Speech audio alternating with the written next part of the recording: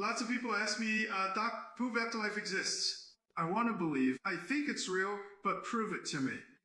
Science has proven life after death exists. I won't convince anyone. As a doctor, I believe in afterlife. I'll show you the research. You can draw your own conclusion. This has nothing to do with any religion.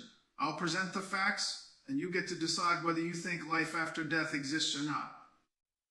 The first key fact is children who remember past lives, reincarnation cases, but skip reincarnation, were on life after death.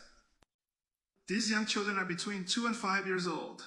They have been studied in the East, the West, and even in our local region.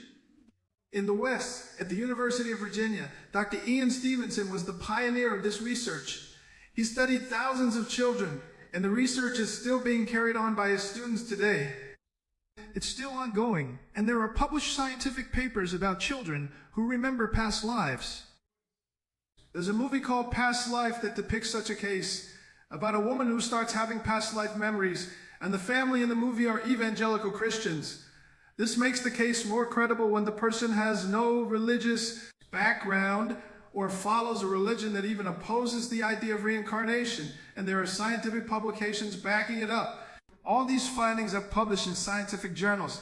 For these children, apart from recalling who they were and giving detailed descriptions of the deceased people, most of them had no prior contact with that past story at all. There are not cases where the kids heard their family tell a story and just started repeating it. These children had no knowledge whatsoever that the deceased person even existed. And some of them had birthmarks that perfectly matched the fatal injuries of that person from the past life. Heart valve defect. The prior died of a hard gunshot. Another had a mark on their chest where their past self was hit by a car and suffered a fatal chest injury. So these are very strong clues. But I'm not even going to claim this proves reincarnation, because we have to rule out every other possibility first, right? All scientific research must be unbiased to exclude any cases of fraud. First hypothesis, it's a hoax. There are others, right? Like genetic memory or cryptomnesia. What if the kid heard the story somewhere? The nanny mentioned it, or the family lied.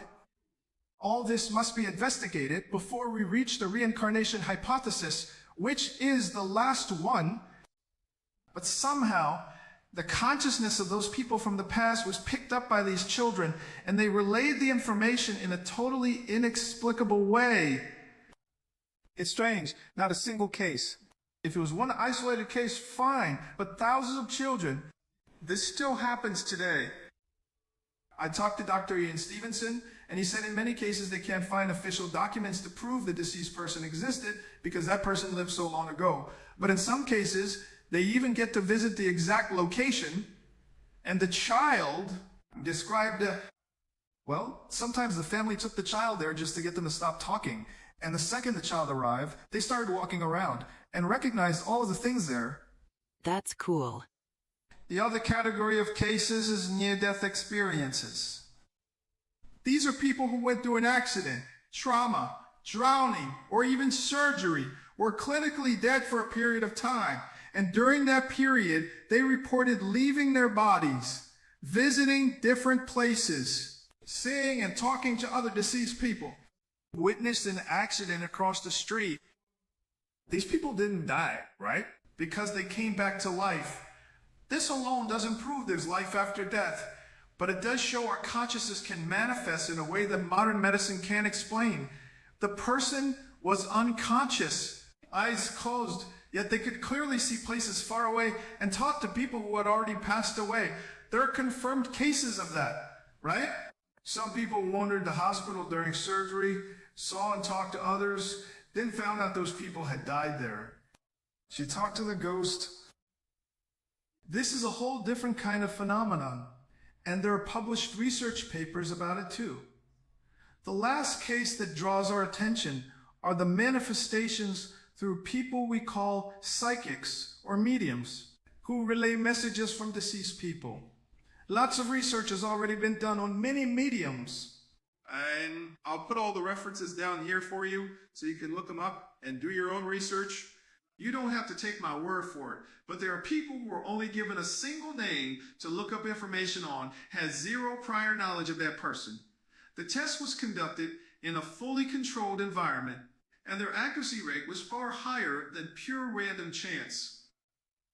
And so plenty of so-called mediums or psychics have gone through these tests, and they revealed information about those deceased people that an average person would have absolutely no way to get access to.